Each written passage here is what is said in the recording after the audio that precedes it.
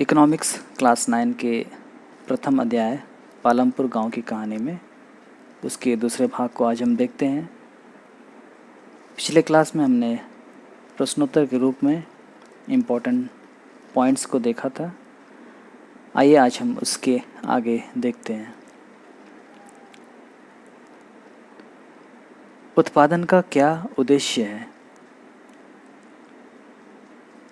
उत्पादन का उद्देश्य ऐसी वस्तुएं और सेवाएं उत्पादित करना या बनाना है जिनकी हमें आवश्यकता होती है।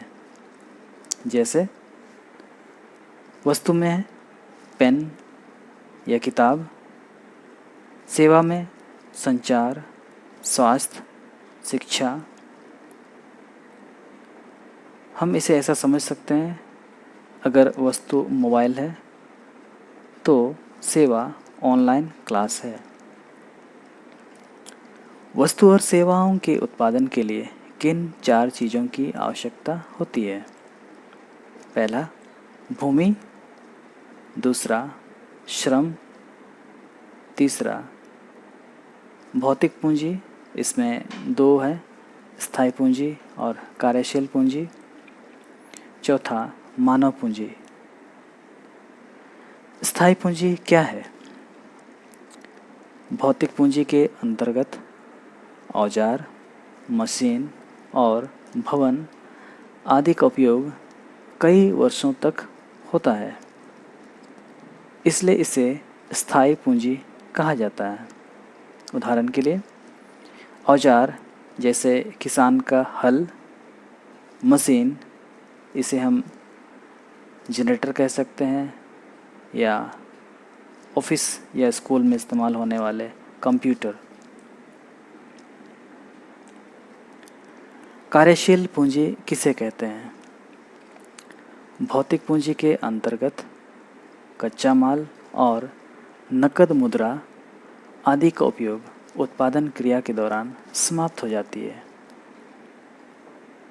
जैसे कच्चा माल, गन्ना, नकद मुद्रा, रुपए खरीदारी या भुगतान के लिए। हम देखते हैं, अगर हमें चीनी बनाना है तो गन्ना का इस्तेमाल होता है, और ये पूरा चीनी बनाने की प्रक्रिया में जो कच्चा माल रहता है वो गन्ना वो समाप्त हो जाता है, वो नए रूप में बन जाता है। उसी प्रकार रुपया भी किसी कच्चे माल को खरीदने के लिए या परिवहन के कार्य के लिए वो जो रुपया है वो समाप्त हो जाता है। उत्पादन की चौथी आवश्यकता क्या है, इसके बारे में लिखें। उत्पादन की चौथी आवश्यकता मानव पूंजी है।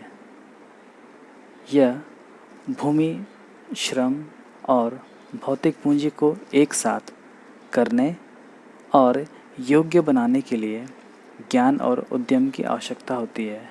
यही मानव पूंजी कहलाती है।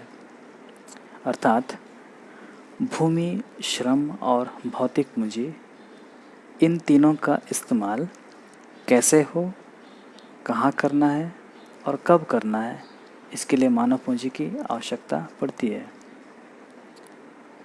हम इसके दूसरे शब्दों में ऐसा समझ सकते हैं कि मानव पूंजी के द्वारा ही भूमि, श्रम और भौतिक पूंजी का सही इस्तेमाल हो सकता है।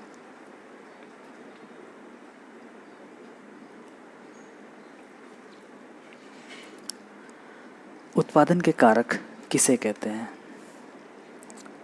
उत्पादन के कारक भूमि, श्रम और भौतिक पूंजी को संयोजित करके संगठित किया जाता है, तब उत्पादन होता है, और इसे ही उत्पादन के कारक कहा जाता है। पालमपुर में कितने प्रतिशत लोग जीविका के लिए खेती पर निर्भर हैं? 75% लोग। भौतिक पूंजी की 2 मदें क्या क्या हैं? पहला औजार, मशीन, भवन, दूसरा कच्चा माल और नकद मुद्रा। श्रम के लिए किस तरह के मजदूरों की आवश्यकता होती है? श्रम के लिए या लेबर के लिए 2 तरह के मजदूरों की आवश्यकता होती है। पहला, जरूरी कार्यों को करने के लिए पढ़े लिखे कर्मियों की आवश्यकता होती है, जैसे कंप्यूटर चलाना। कंप्यूटर चलाने के लिए हमें पढ़ना और लिखना या कंप्यूटर के बारे में जानकारी रखना अति आवश्यक है। इसके बिना हम इस कार्य को नहीं कर सकते हैं। दूसरा, दूसरी क्रियाओं के लिए अर्थात जिसमें पढ़ने लिखने की ज़रूरत नहीं होती है, जैसे शारीरिक कार्य करने के लिए जो मज़दूर होते हैं, जैसे सामान ढोना, नाली बनाना, सड़क बनाना, बहुत सारे कार्य ऐसे हैं जिसमें शारीरिक कार्य की ज़्यादा ज़रूरत होती है। कौन कौन सी चीज़ें उत्पादन क्रिया के दौरान समाप्त हो जाती हैं? कार्यशील पूंजी, कच्चा माल और नकद मुद्रा उत्पादन क्रिया के दौरान समाप्त हो जाती है।